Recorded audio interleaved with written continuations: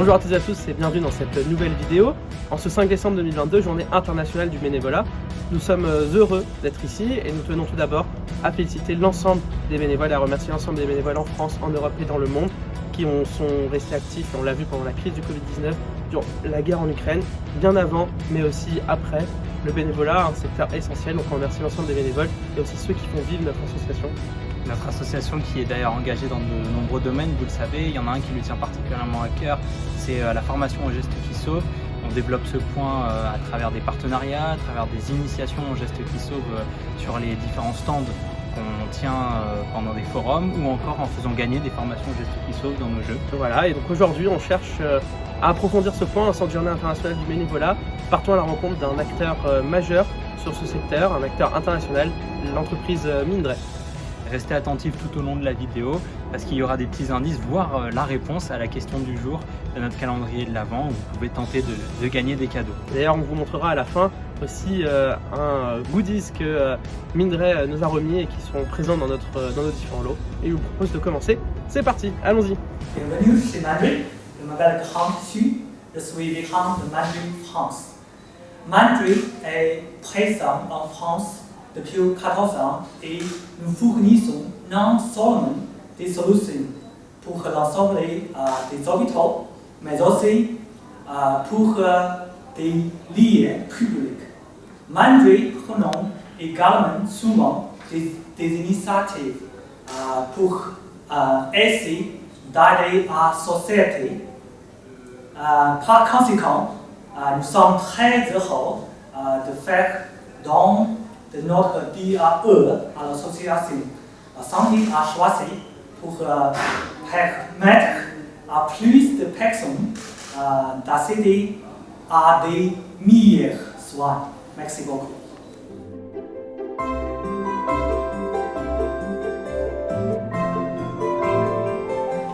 Merci pour cette présentation et pour cette intervention, c'était très intéressant. Donc on se retrouve autour de cette table pour parler justement dans le cadre de la journée internationale du bénévolat de ce qu'est le bénévolat. On remercie une nouvelle fois tous les bénévoles en France et les bénévoles de notre association qui font vivre voilà, ce secteur d'activité que sont les associations.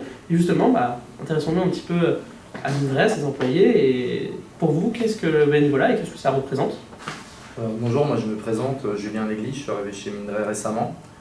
Pour moi, le bénévolat, ça représente du temps qu'on donne à des personnes. Donc moi, par exemple, j'ai une expérience dans le bénévolat dans le sport.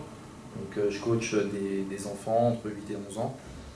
Et le samedi, je donne du temps, sans rien attendre en retour, pour les coacher durant des matchs. Et voilà, je trouve que c'est sympa. Et puis, ça permet de transmettre un peu son expérience dans le sport, par exemple. Très bien. Donc sport et bénévolat, deux valeurs qui se rapprochent. Exactement. Merci beaucoup. Et pour vous?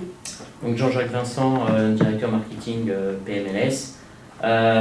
Pour moi, c'est une occasion de pouvoir lier les deux, le plan professionnel où on n'a pas forcément le temps de s'occuper des autres, et aussi mon histoire où dans le passé, en fait, des actions de bénévolat sur la Croix-Rouge qui nous permettaient en fait de prendre en charge les autres personnes.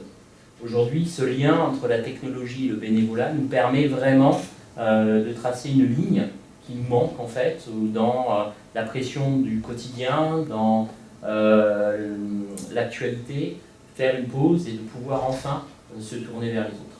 C'est aussi s'intéresser à d'autres sujets Exactement. Et faire un lien quelque part. Exactement. Ce sont des machines qui permettent de prendre en charge les patients ou les victimes. Et vraiment aujourd'hui, cette opportunité de pouvoir faire les liens nous permet de nous exprimer. Très bien, merci beaucoup.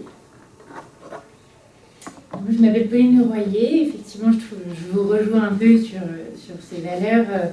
Moi personnellement, je suis assez investie dans ma vie personnelle et je pense que j'ai rejoint Mindray en tant que responsable juridique en janvier dernier, et ce que je peux observer, c'est que c'est une entreprise qui est à l'écoute des initiatives. Donc c'est-à-dire qu'on peut être force de proposition.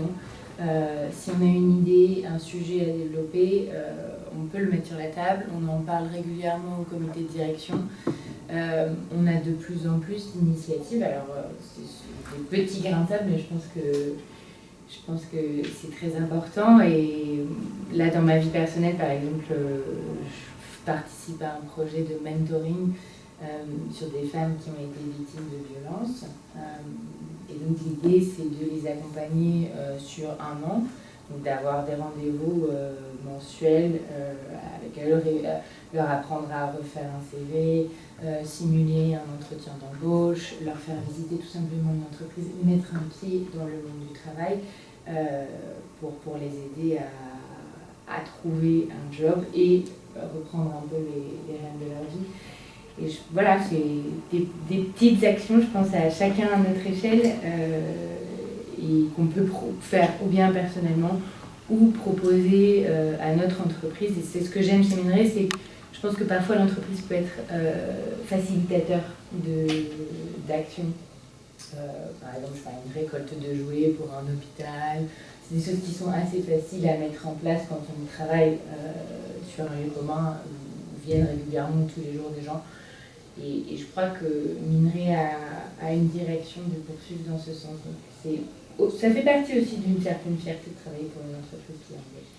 Voilà. Le bénévolat aussi est facilité dans une entreprise qui aide et c'est important de le souligner. Très bien, merci. Je m'appelle Ding Jingxu. Je suis coordinatrice administrative chez Minerai depuis février. J'aimerais bien parler de mes expériences bénévoles à l'occasion de cette journée mondiale du bénévolat. Quand je faisais mes études à Shanghai, j'étais bénévole pour les Jeux olympiques spéciaux 2007 et les Jeux olympiques de Pékin en 2008 et aussi pour la musée des sciences et de la technologie de Shanghai. Parmi toutes ces expériences, celle qui m'a plus touchée, c'est d'accompagner les joueurs de football lors des Jeux olympiques spéciaux 2007. Au début, je voulais consacrer mon temps et mon énergie pour cet événement afin de montrer l'image moderne et ouverte de la Chine au monde. Mais je suis tellement impressionnée par ces joueurs, de leur esprit positif, parce que malgré leur situation, ils vivent à fond leur vie, ils donnent tout à chaque match. Donc, et à la fin de nos séjours ensemble, ils se sont tellement attachés à nous. Nous n'avons jamais imaginé que notre acte pouvait apporter autant de bonheur aux gens.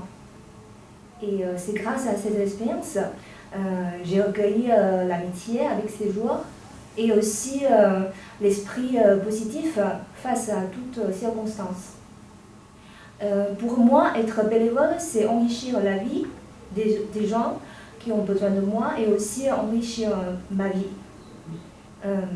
Mais après mes études, j'avoue que je n'ai plus beaucoup de temps pour participer aux actes du bénévolat. Mais cette journée mondiale du bénévolat me rappelle de mes expériences et je voudrais me renoncer à le temps. Et surtout maintenant, l'entreprise Minerai m'a donné l'occasion, beaucoup plus d'occasion pour pouvoir me consacrer à les nouvelles expériences bénévolat. Donc je suis très contente. Très bien. C'est tout ça qui est intéressant, c'est de voir les différentes approches qu'on peut avoir. Approche au niveau sportif, au niveau du secourisme, de l'assistance, de l'aide aux femmes en difficulté, aux femmes, comme vous nous l'avez dit, même à l'international, puisque là c'était en Chine. Donc, tout ça est très intéressant. On voit qu'on retrouve quand même une valeur commune dans le bénévolat, c'est aider les autres. Et c'est ça qui est beau. Donc, en tout cas, merci à vous. Et nous, dans le cadre de cette journée internationale, comme on vous l'a dit juste avant, on continue à s'impliquer sur un sujet qui nous tient à cœur et qui tient aussi à cœur à Minerai, c'est sensibiliser aux gestes qui sauvent. Et donc c'est pour ça que ce que je vous propose maintenant, c'est de passer une petite démonstration de que faire face à un arrêt cardiaque et la pause dans le défibrillateur. En tout cas, merci à vous. Merci. Merci.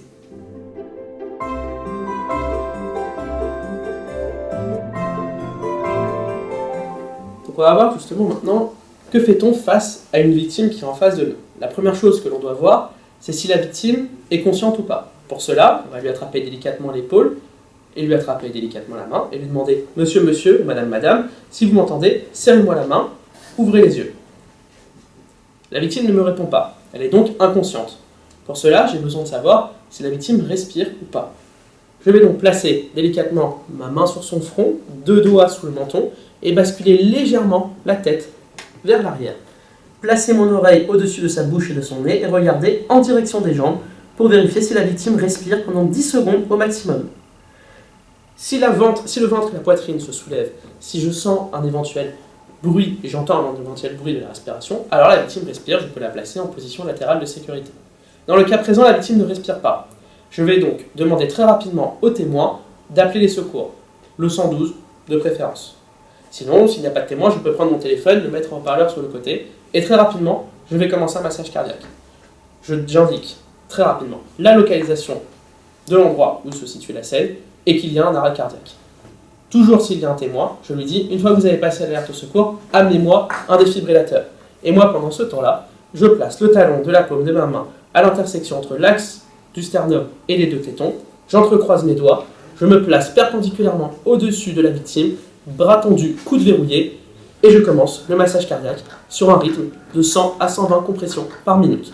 Pour cela, on peut se chanter une chanson telle que Staying Alive dans la tête qui me donne le bon rythme. Et j'attends l'arrivée du défibrillateur avec impatience. Le défibrillateur arrive, merci. Je m'arrête ou je demande au témoin de le poser. Hop, je l'ouvre et je l'écoute. Le défibrillateur nous dit absolument tout. Appareil démarré, restez calme. Suivez les instructions. Retirez les vêtements du thorax de la victime. Appliquez les électrodes comme indiqué sur le schéma. Retirez les vêtements du thorax de la victime.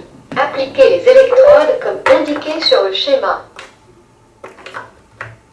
Ne touchez pas le patient. Analyse du rythme cardiaque. Choc indiqué.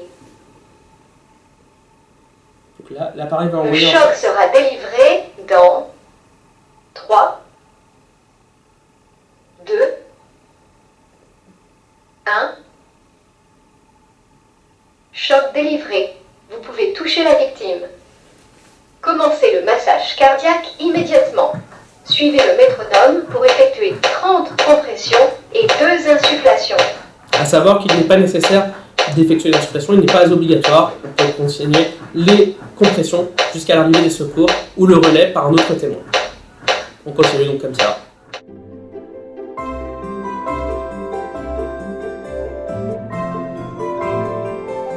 Les équipes minerais sont ravies de s'associer à la Santé à Choisy et de contribuer ainsi à améliorer les soins de cette commune. Par cette initiative, nous souhaitons pouvoir contribuer à notre échelle aux enjeux sociaux afin d'avoir un impact positif dans la société. Nous visons aussi à mettre en valeur les initiatives personnelles de nos collaborateurs et les encourager à s'associer en étant force de proposition afin d'avoir un impact positif sur l'environnement dans lequel nous opérons.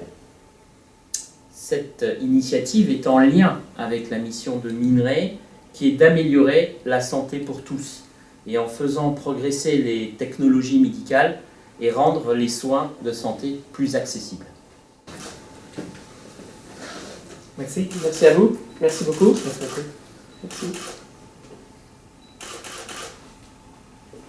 Merci à toutes les équipes de Minerais ainsi qu'à tous les employés qui ont participé à cette vidéo et puis pour tout. Merci à vous pour ce très beau don. Nous ferons déjà, j'espère que nous n'aurons jamais à nous servir quelque part, puisque cela voudrait dire qu'il y a quelqu'un qui est en arrêt cardiaque. Maintenant, s'il y a quelqu'un, nous serons aptes à réagir. Et au passage, cela nous permet de rappeler qu'aujourd'hui, depuis le 1er janvier 2022, tous les établissements recevant du public de catégorie 5, donc moins de 300 personnes, doivent être équipés d'un défibrillateur. Donc voilà, n'hésitez pas à vous équiper. De une, la loi l'oblige, de deux, cela est nécessaire. Donc, merci à tous, et puis bon courage, et bonne continuation, et merci encore. Merci. Eh ben, écoutez, merci à tous d'avoir suivi cette vidéo. Encore merci à l'ensemble de l'entreprise Minerais. et à son président. Nous on est très heureux d'avoir fait cette vidéo, très heureux encore une fois, merci à l'ensemble des bénévoles. Donc on rappelle que tous les établissements recevant du public de catégorie 5, donc moins de 300 personnes, doivent s'équiper d'un défibrillateur. Donc voilà, n'hésitez pas à jouer à notre jeu, n'hésitez pas également à partager cette vidéo. Vous pourrez remporter ce lot que Mindray nous a remis, une petite enceinte. Voilà, pour écouter de la musique partout, une enceinte Bluetooth, alors n'hésitez pas. Il y en aura une présente dans quasiment chaque lot de notre calendrier de l'Avent. Donc voilà, n'hésitez pas. Merci à tous et à très bientôt. Et joyeuses fêtes de fin d'année.